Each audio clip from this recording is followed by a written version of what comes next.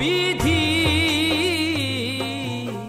গানের প্রতীকী এই লাইনটি অসহায় বিপদগ্রস্ত মানুষকে ডেডিকেটেড করে রচিত হলেও আসমান ও জমিনের মাঝে সবকিছুই বিধাতার অমোঘ রহমতের চাদরে মোড়ানো, যেখানে প্রতিনিয়ত কঠিন পরীক্ষার মুখোমুখি সৃষ্টির সেরা জীব মানুষ। জীবন চলার পথে এমন কতিপয় দুর্লভ ঘটনা চোখে পড়ে যেগুলো ক্ষণস্থায়ী পৃথিবীর কঠিন বাস্তবতাকে স্মরণ করিয়ে দেয়, যেমনটি ঘটেছে গোপালগঞ্জের কোটালীপাড়ায়।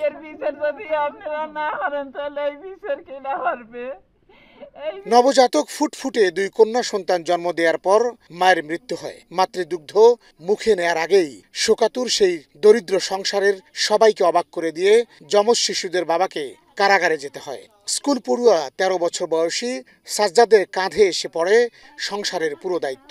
কিন্তু কিভাবে এত ভার বহন করবে সাজ্জাদ মিয়া? তাই যমজ শিশু দুটিকে কারো কাছে দিয়ে দিতে চান অসুস্থ দাদি। আমি আর কোনো অবস্থায় নাই, আমি যে কাম্বারে পালবার মানুষ, আর বাপের তো নিচে লাগু নিয়ে যান, আমার কোনো দাবি নেই।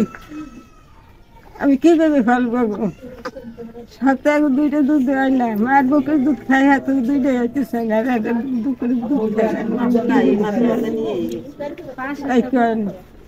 এই বুদ্ধি দেন আর আপনাকে আমার দাবি, আমার বাড়ি চেনে না, ঘর চেনে না, যারা উড়িয়ে দিয়ে গেছে ঠেলকে, আমি সক্ষু বিশ্বাসী আমরা করতে।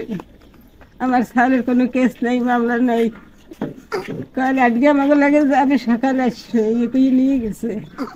জামাল মিয়ার পাড়া প্রতিবেশী আত্মীয় স্বজন হতবাক। দিন এনে দিন খাওয়া জামাল মিয়া রাজনৈতিক মামলার শিকার হয়ে কারাগারে। এখন কি হবে পরিবারটির? প্রশ্ন স্বজনদের।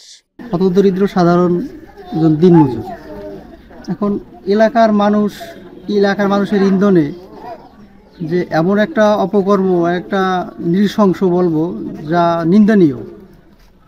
একটা মার্ডার মামলা, কোথায় ঘোনাফারা মামলা হয়েছে, মারামারি হয়েছে, সেইখানে কোটালীপাড়া চিত্রাপাড়া গ্রামের সাধারণ একজন দিনমজুর জামাল মিয়া ধৈর্য নিয়ে জেল হাজতে প্রেরণ করে মার্ডার মামলা দিয়া, এটা খুবই নিন্দনীয়। এর আমরা তীব্র নিন্দা জানাই। জামাল ভাই কোনো রাজনীতির সঙ্গে যুক্ত ছিল না? আমার দেখা মতে কোনো রাজনীতির সাথে জড়িত না, সে কোনো রাজনীতি করতো না।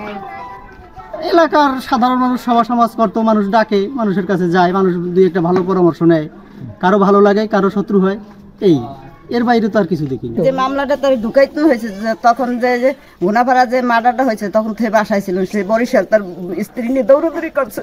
তো সে কিভাবে এই মামলায় ঢুকাইলো? 17 তারিখ করে আমাকে এটা করছে। এই বাচ্চাকে কিভাবে আছেন? যদি আপনারা এটা কোনো কিছু না করেন, তো বাচ্চাকে নিয়ে যান আপনারা। আমরা সবাই অসহায়, আমরা কেউ এরকম নাই যে এই বাচ্চাকে আমরা রাখি, আমরা বাঁচাইতে পারবো। সপ্তাহে 2টা দুধ লাগে, এই হিসেবে কাজটা করছে।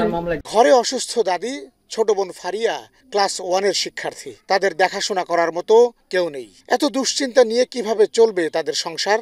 বলতে বলতেই কণ্ঠ জড়িয়ে যায় কিশোর সাজ্জাদের।